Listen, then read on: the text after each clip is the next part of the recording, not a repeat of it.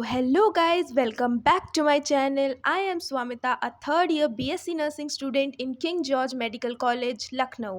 इस video revolve around the topic कि क्या आपको नर्सिंग चूज़ करनी चाहिए या नहीं करनी चाहिए। तो चलिए जानते हैं कि क्या है नर्सिंग की सच्चाई।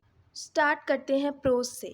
सबसे पहला फ़ायदा है नर्सिंग ज्वाइन करने का कि अभी इतना सैचुरेशन नहीं है जितना नीट में है। मतलब अगर आप एक मीडियोकर स्टूडेंट हैं, एवरेज स्टूडेंट हैं और आपको अपने ऊपर कॉन्फिडेंस कम है, जो कि एक गलत बात है, लेकिन फिर भी अगर आप अपनी पोटेंशियल जानते हैं कि आपका नीट का पोटेंशियल नहीं है, और ये एक इंसाइट होना भी बहुत अच्छी बात है, इससे आपको अपनी लाइफ में क्लैरिटी मिलती है, तो आप नर्सिंग चूज़ कर सकते हैं। It would be the best profession for you और फ्यूचर में लिटरली इसके बहुत अच्छे स्कोप्स हैं। ये एक बहुत ही नोबल प्रोफेशन है और इसमें जो आपको सेटिस्फैक्शन मिलेगा किसी की हेल्प करके, वो एक अलग ही लेवल का होगा। तो सेकंड पॉइंट आता है अफोर्डेबल फ़ीस। मतलब अगर आप कहीं भी, अगर आप मान लीजिए प्राइवेट कॉलेजेस में भी अगर आप एडमिशन ले रहे हैं तो उसकी फ़ीस इतनी ज़्यादा नहीं है एज़ कम्पेयर टू एमबीबीएस। ये नहीं है बात कि आपके अंदर पोटेंशियल नहीं है। मान लीजिए आपका नीट में सिलेक्शन नहीं होता है, लेकिन उसके बावजूद भी अगर आप एक मीडियोकर फैमिली बैकग्राउंड से आते हैं तो आप अफोर्ड नहीं कर सकते नॉर्मल एमबीबीएस करने का। लेकिन अगर आप एक एवरेज फाइनेंशियल बैकग्राउंड से हैं और आप नर्सिंग करना चाहते हैं तो आप प्राइवेट कॉलेजेस में भी नर्सिंग कर सकते हैं। और अगर आपका एडमिशन गवर्नमेंट कॉलेज में हो जाता है तो फिर तो बहुत ही अच्छी बात है, क्योंकि वहाँ पर फीस बहुत कम है। बहुत कम नहीं है, लेकिन उसमें काफ़ी सारे प्रिविलेजेस मिलते हैं, जैसे कि आपको स्कॉलरशिप मिल जाएगी और वहाँ की फ़ीस भी ओवरऑल उतनी ज़्यादा नहीं होती है।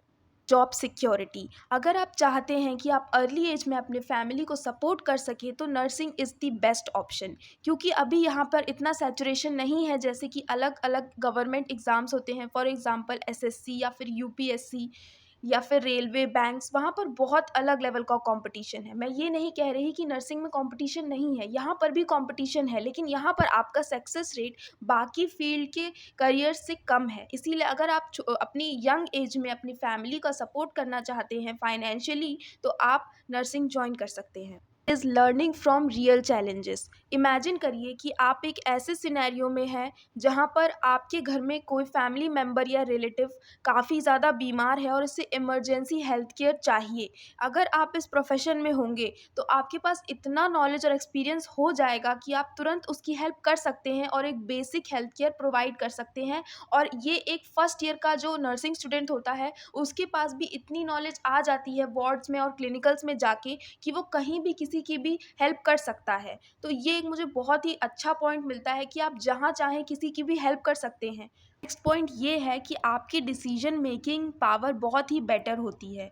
मतलब जब आप किसी क्रिटिकल सिचुएशन में होते हैं और आपको तुरंत डिसीजन लेना होता है कि पेशेंट को किस चीज़ के लिए हमें कौन सी मेडिकेशन एडमिनिस्टर करनी है, मतलब वो सेकेंड्स ऑफ गेम होता है, वरना हम कहीं भी पे भी किसी भी पेशेंट की लाइफ से हाथ धो बैठ सकते हैं। इसीलिए इससे आपकी डिसीजन मेकिंग स्किल बहुत अच्छी होगी और ये आपको अपनी रियल लाइफ प्रॉब्लम्स या फिर पर्सनल लाइफ, कोई भी आपकी सिचुएशन हो, हर जगह ये आपको हेल्प करेगी, ये डिसीजन मेकिंग की जो स्किल है। ये एक मेरा बहुत ही पर्सनलाइज्ड एक्सपीरियंस है। एक कोट है जिसको हम कहते हैं द गुड समैरिटन लॉ। इसका मतलब होता है कि सबके साथ भला करना, किसी के साथ भी बुरा नहीं करना। जब आप पेशेंट्स की हेल्प करेंगे और देखेंगे कि वो रिकवर हो रहे हैं, तो कहीं ना कहीं आपके अंदर का जो ह्यूमैनिटेरियन साइड है वो उभर के आएगा और फिर आप एक प्रोग्रेस में हो जाएंगे कि आपको अच्छा लगेगा लोगों की हेल्प करना। Aside the money, the salary you get in this profession, बस आपको लोगों की हेल्प करके अच्छा लगेगा। और मेरे लिए पर्सनली वो एक बहुत ही कंटेंट और सेटिस्फाइंग एक्सपीरियंस रहा है।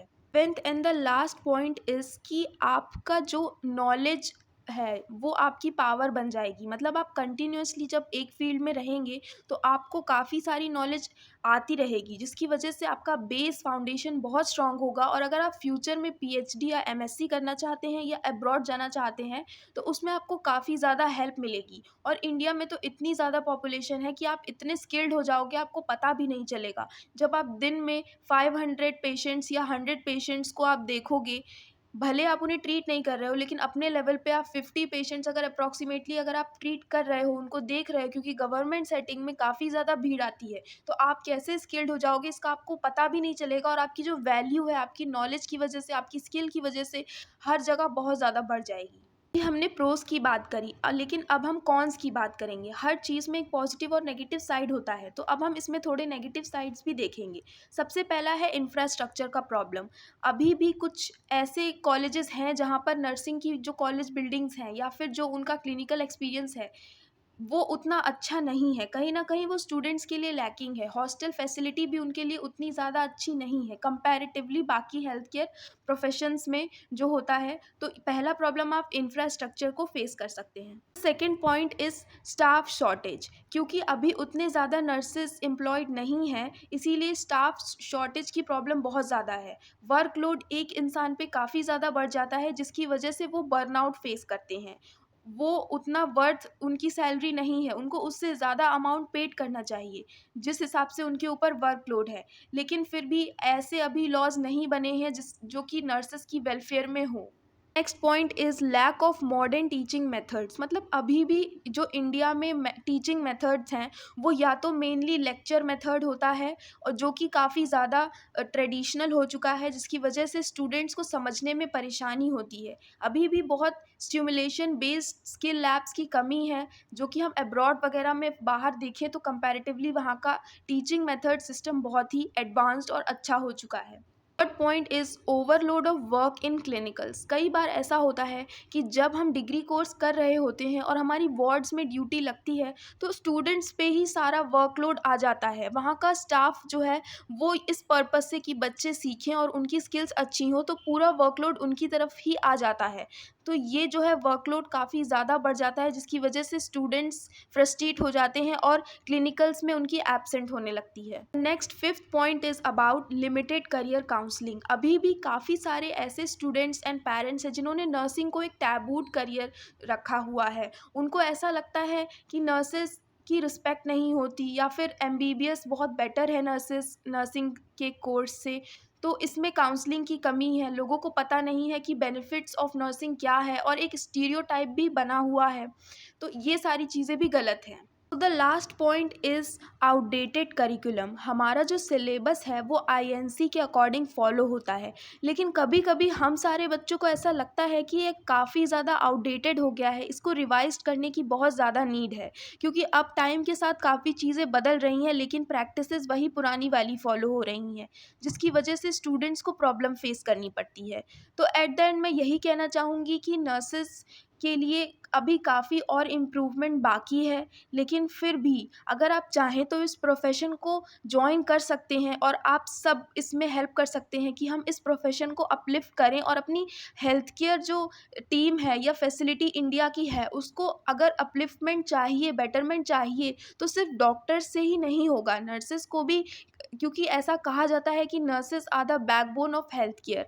तो अगर हम अवेयर होंगे, नॉलेजेबल होंगे और स्किल्ड होंगे तो हम पेशेंट्स की ज़्यादा अच्छे से देख-रेख कर सकेंगे और इंडिया की हेल्थ केयर बेटर हो जाएगी। Thank you.